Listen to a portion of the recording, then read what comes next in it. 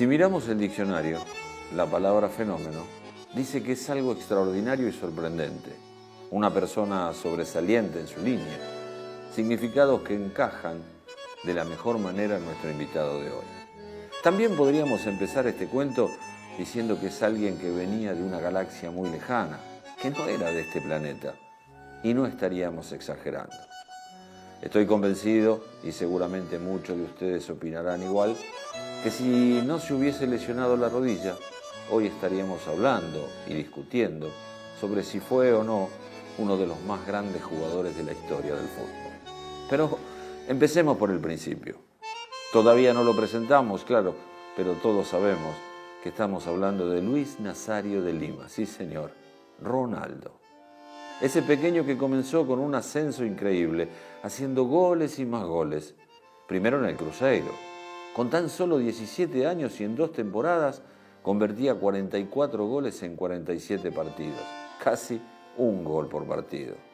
Asombrando a todos, hasta el técnico de la selección de Brasil, que lo llevó a disputar el Mundial de Estados Unidos 94, formando parte del plantel y logrando ganar su primer Mundial.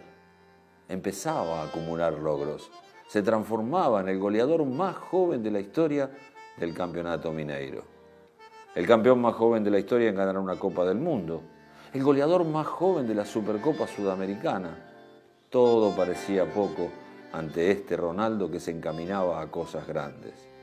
El siguiente capítulo de este cuento lo podríamos titular La conquista de Europa. Con apenas 18 años, llegó al PSV de Holanda, nuevamente para romper récords y consagrarse como el goleador más joven en la historia de la liga holandesa. 54 goles en 57 partidos son los números del fenómeno en los Países Bajos, otra vez casi un gol por partido.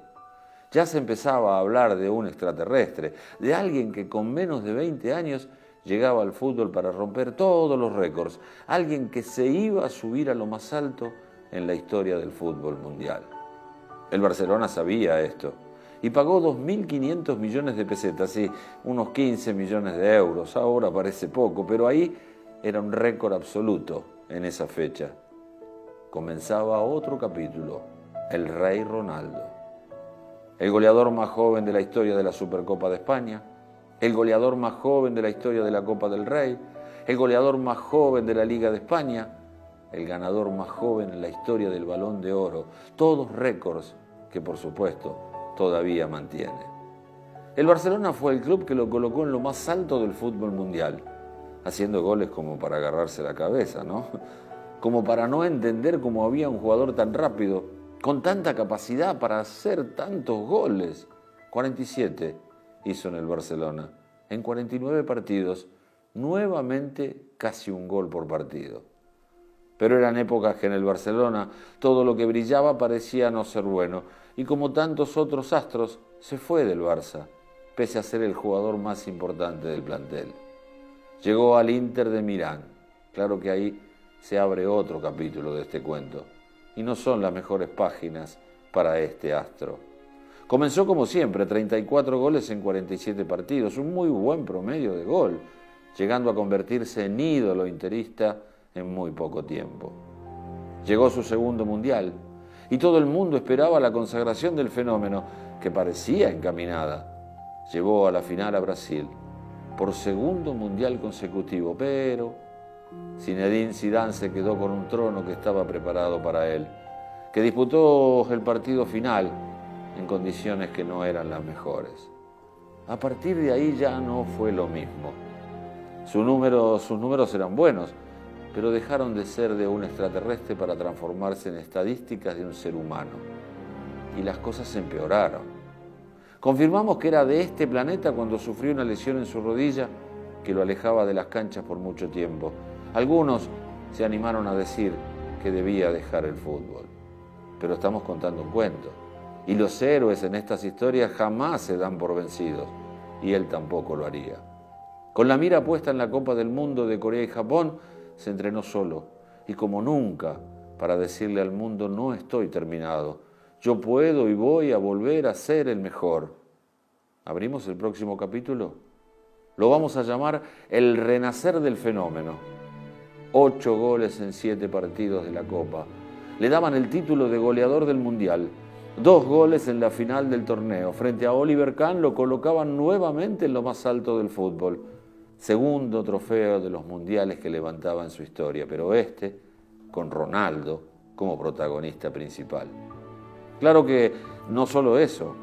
El Real Madrid quería que su renacer fuera vestido de blanco y contrató al brasileño para que volviera a reinar desde la Liga Española, donde nuevamente volvió a ganar el Balón de Oro, donde volvió a convertirse en Pichichi, donde volvió a convertir goles extraordinarios, donde parecía que volvía a ser el Ronaldo de los años anteriores. Pero sus principales enemigos, las lesiones, no lo iban a dejar seguir con su levantada. Cada vez jugaba menos partidos y pasaba más tiempo en recuperación que en los terrenos de juego. El Mundial de Alemania 2006 le iba a dar una de sus últimas alegrías futbolísticas. Hizo los 3 goles que necesitaba para convertirse en el máximo goleador histórico de las Copas del Mundo, sumando 15, un récord que mantuvo hasta el pasado Mundial de Brasil. Y en el final de esta historia repasamos también los últimos años de este goleador. Estuvo en el Milan, donde no jugó mucho, pero logró ser el único jugador en anotar goles en 2 clásicos del fútbol, como Barcelona-Real Madrid e Inter-Milan, pero para los 4 equipos. Volvió a sufrir nuevamente una lesión en otra rodilla. Y cuando se esperaba que abandonara el fútbol con apenas 30 años, dijo no. Decidió volver a Brasil para jugar en el Corinthians sus últimas 2 temporadas, para regalarle a su país sus últimos goles, sus últimas pinceladas. En el 2011 decide dejar de jugar. Le dice adiós al fútbol profesional y a una carrera que, pese a sus lesiones, es una de las mejores en la historia de cualquier jugador del fútbol mundial. Más de 480 goles en más de 680 partidos, 20 títulos, 2 balones de oro y una cantidad de récords que hacen que jamás en la historia nos dejemos de referir a Ronaldo como el fenómeno. O sea, una persona sobresaliente en su línea, algo extraordinario y sorprendente.